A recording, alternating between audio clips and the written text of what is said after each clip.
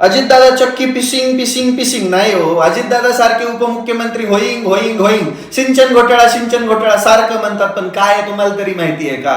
महाराष्ट्राच्या इतिहासामधला सगळ्यात मोठा घोटाळा 70,000 कोटींचा 1999 ते 2009च्या कालखंडामध्ये झाला, जेव्हा अजितदादा पवार त्यावेळेसचे सिंचन मंत्री होते, म्हणजे आत्ताचे जलसंपदा मंत्री होते.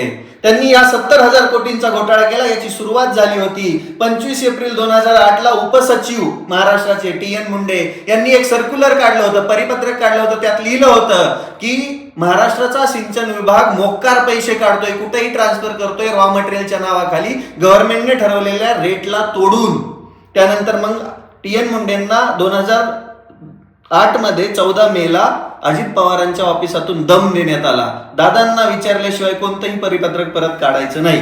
मग फेब्रुवारी 2012ला चीफ इंजिनियर विजय पांढरे विसल ब्लोअर झाले आणि त्यांनी गव्हर्नरला पत्र लिहिलं, CMना पत्र लिहिलं की सिंचन विभागामध्ये खूप मोठा भ्रष्टाचार चालू आहे. महाराष्ट्रातील भ्रष्ट नेते मोक्कार पैसा छापतायत या विभागांमधून, कामांच्या नावाखाली. कामं करत नाही, काय नाही, फक्त घोटाळा करतायत, खराब कामं करतायत. 70,000 कोटी उडवलेत.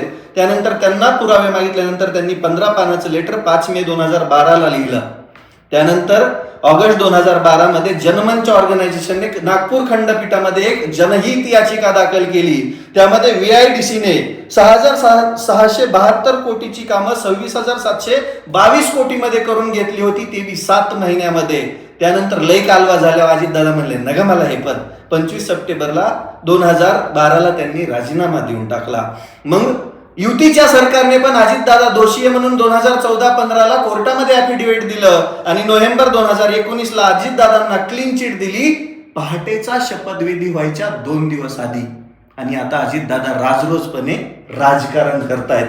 सिंचन घोटाळा झाला पण शिक्षा कोणालाच झाली नाही, ह्याचे सगळे पुरावे तर हे बघा त्या फाईलमध्ये. हे इकॉनॉमिक सर्व्हे ऑफ महाराष्ट्र 2011-12चा रिपोर्ट आहे. याच्यामध्ये बघा तुम्ही 2001ला 17.8% सिंचनाखाली क्षेत्र होतं.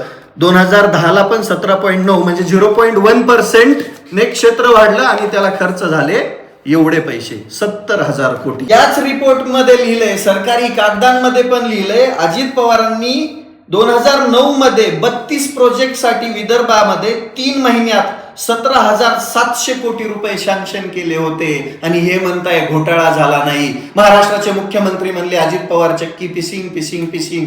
गाडीभर पुरावे घेऊन कुठे गेले काय माहिती. हे धुतल्या तांदळाचे नाहीत, सामान्य जनतेचं रक्त पिऊन हे भिकारचोट झालेत आणि आपल्याच बोकांडी बसलेत.